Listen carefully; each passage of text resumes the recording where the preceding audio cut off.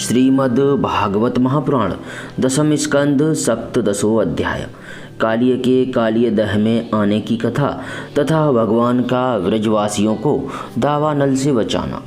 इससे पूर्व के अध्याय हमने कालिय पर कृपा के विषय में सुना कि श्री सुखदेव जी परीक्षित महाराज को बताते हैं कि जब कालिय नाग पर क्रोधित होकर भगवान श्री कृष्ण उसके फनों पर नृत्य करने लगते हैं तब उसके प्राण जाने को ही होते हैं। उसी समय उसकी जो पत्नी होती है वह भगवान की स्तुति करके तरह तरह से भिन्न भिन्न प्रकार से और प्रभु से प्राणों की भीख मांगती है।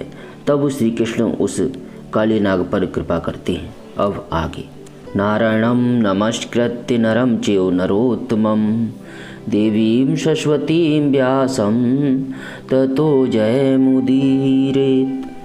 राजा परीक्षित ने पूछा, भगवान कालिय नाग ने नागों के निवास स्थान रमणक द्वीप को क्यों छोड़ा था और उस अकेले ने ही गरुड़ जी का कौन सा अपराध किया था? श्री सुखदेव जी ने कहा, परीक्षित, पूर्व काल में गरुड़ जी को उपहार स्वरूप प्राप्त होने वाले सर्पों ने यह नियम कर लिया था कि प्रत्येक मास में निर्दिष्ट वृक्ष के नीचे गरुड़ को एक सर्प की भेंट दी जाए। इस नियम के अनुसार प्रत्येक अमावस्या को सारे सर्प अपनी रक्षा के लिए महात्मा गरुड़ जी को अपना अपना भाग देते रहते थे।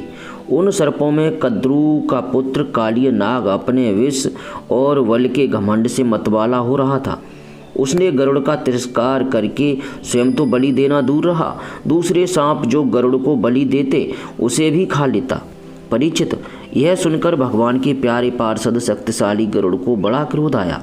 इसलिए उन्होंने कालिय नाग को मार डालने के विचार से बड़े वेग से उस पर आक्रमण किया।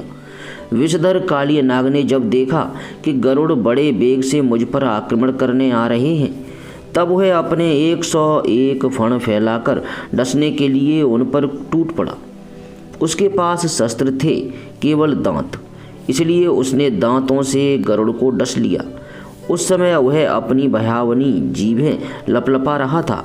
उसकी सांस लंबी चल रही थी और आंखें बड़ी डरावनी जान पड़ती थीं। तार्क्ष नंदन गरुड़ जी विष्णु भगवान के वाहन हैं और उनका वेग तथा पराक्रम भी अतुलनीय है।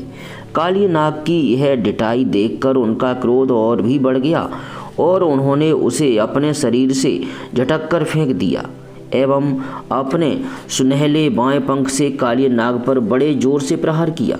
उनके पंख की चोट से कालिय नाग घायल हो गया। वह घबराकर वहां से भागा और यमुना जी के इस कुंड में चला आया।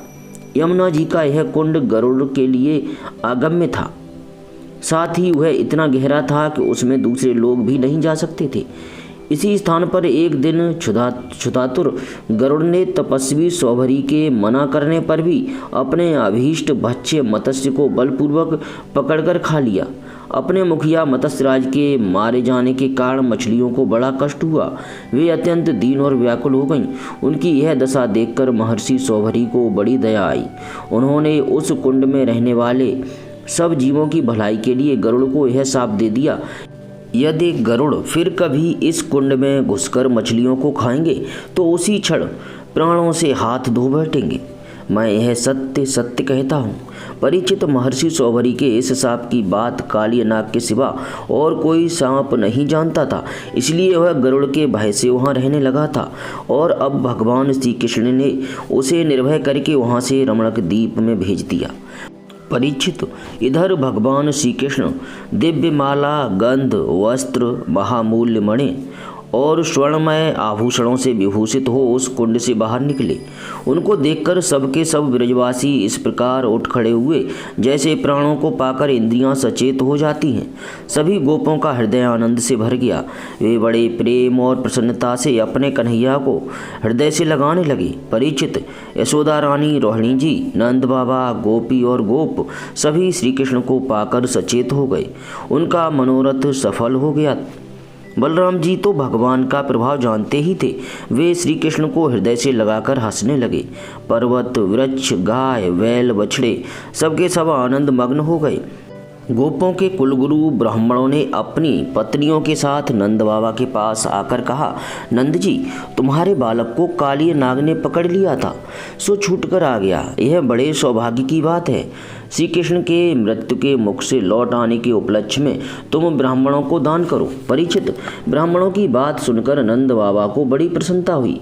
उन्होंने बहुत सा सोना और गौएं ब्राह्मणों को दान दी। परम सौभाग्यवती देवी यशोदा ने भी काल के गाल से बचे हुए अपने लाल को गोद में लेकर हृदय से चिपका लिया। उनकी आंखों से आनंद के आंसुओं की बूंदें बार बार टपकी पड़ती थीं।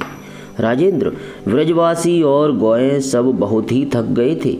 ऊपर से भूख प्यास भी लग रही थी, इसलिए उस रात वे ब्रज में नहीं गए, वहीं यमुना जी के तट पर सो रहे थे।